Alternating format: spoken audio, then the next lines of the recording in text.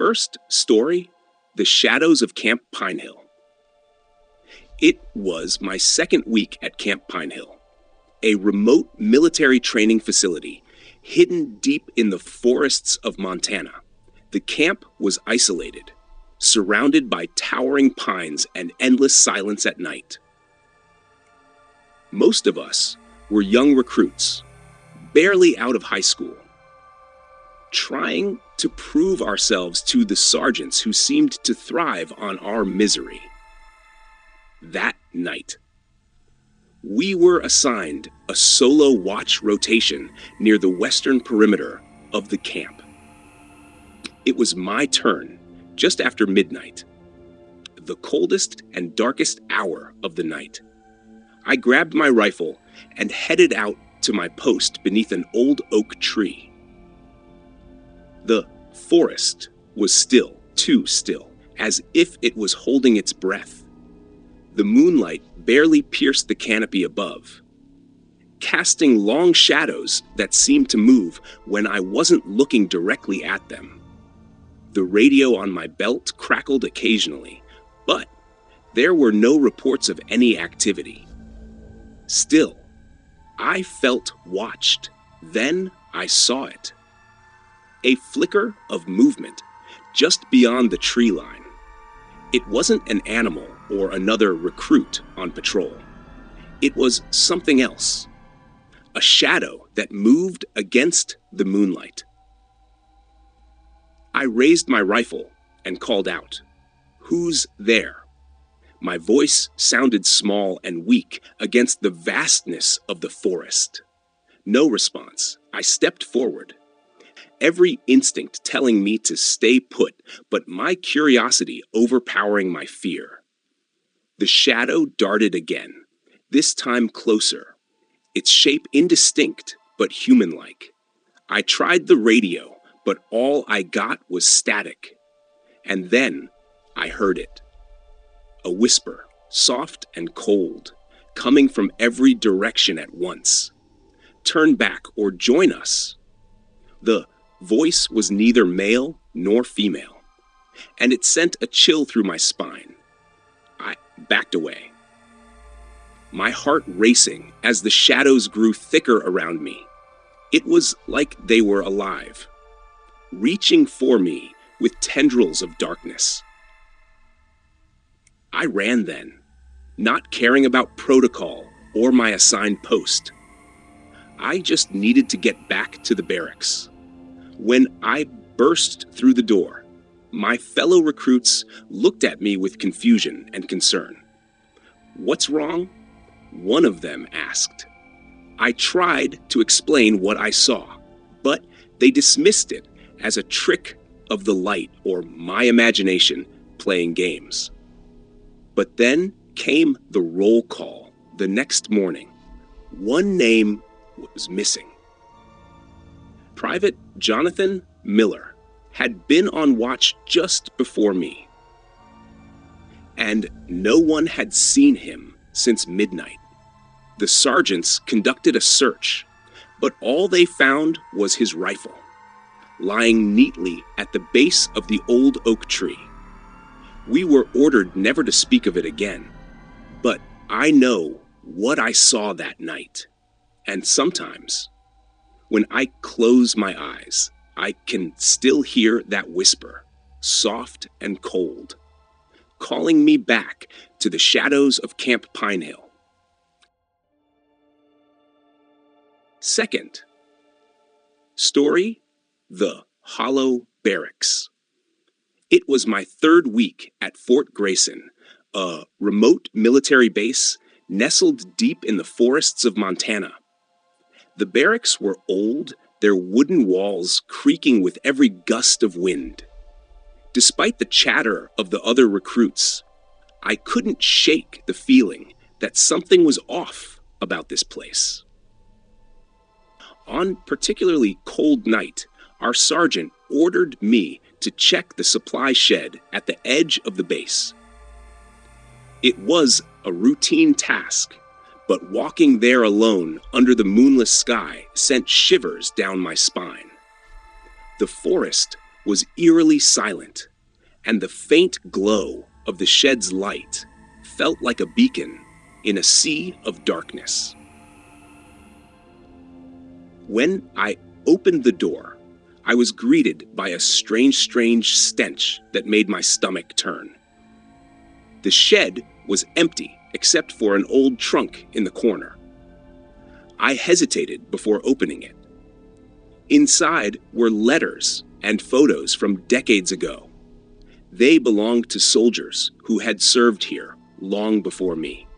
One photo caught my eye. It showed a group of men posing in front of the barracks. Standing at the center was a young boy wearing a military uniform too big for him. His eyes seemed to follow me as I stared at the image. A soft whisper broke the silence.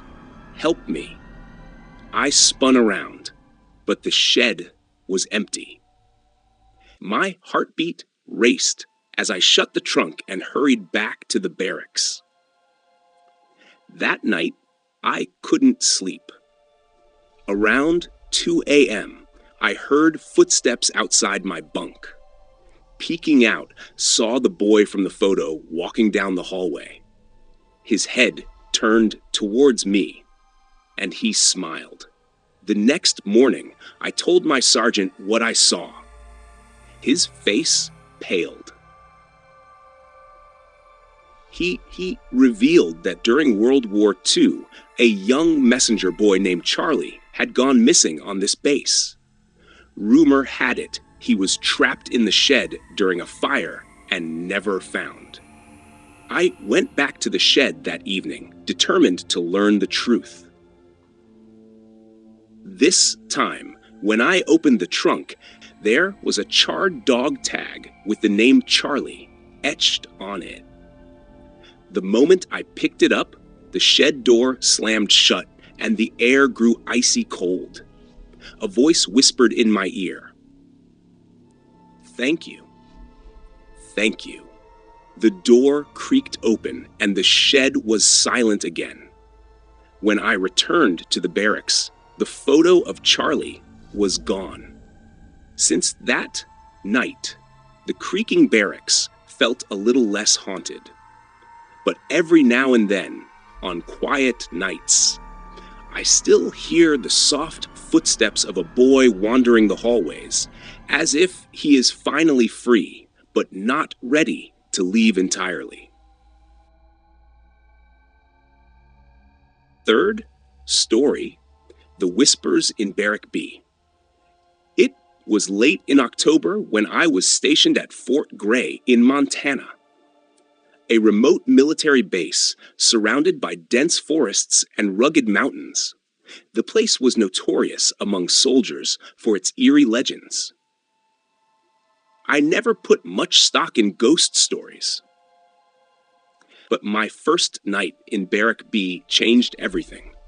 The building was old, its walls scarred with decades of wear and memories of those who had lived there before. The bunks were creaky, and the air carried a damp, musty odor that made it hard to breathe. As the others settled in for the night, I noticed a young recruit named Charlie sitting alone on his bunk near the corner of the room. "Hey, you good?" I asked, trying to break the silence. Charlie looked up with wide, frightened eyes. "Do you hear it?" he whispered. "Hear what?" I replied. "The whispers. They start after lights out," he said, his voice barely audible. I laughed it off, thinking it was just a rookie's overactive imagination. But as the night grew darker, I began to understand what he meant. Around midnight, the barrack fell silent except for the occasional snore or rustle of blankets. And then I heard it, a soft, indistinct whisper, like a breath escaping through clenched teeth. It seemed to come from everywhere and nowhere at once. I sat up in my bunk, straining to listen. The words were too faint to understand, but they carried a cold, unnerving tone. I looked over at Charlie, who was now curled up under his blanket, trembling. "Stay. Quiet," he mouthed at me. Ignoring his warning, I got up and walked toward the source of the sound. It seemed to grow louder as I approached the far wall, where an old locker stood ajar. The whispers were coming from inside. I reached out and swung the locker door open.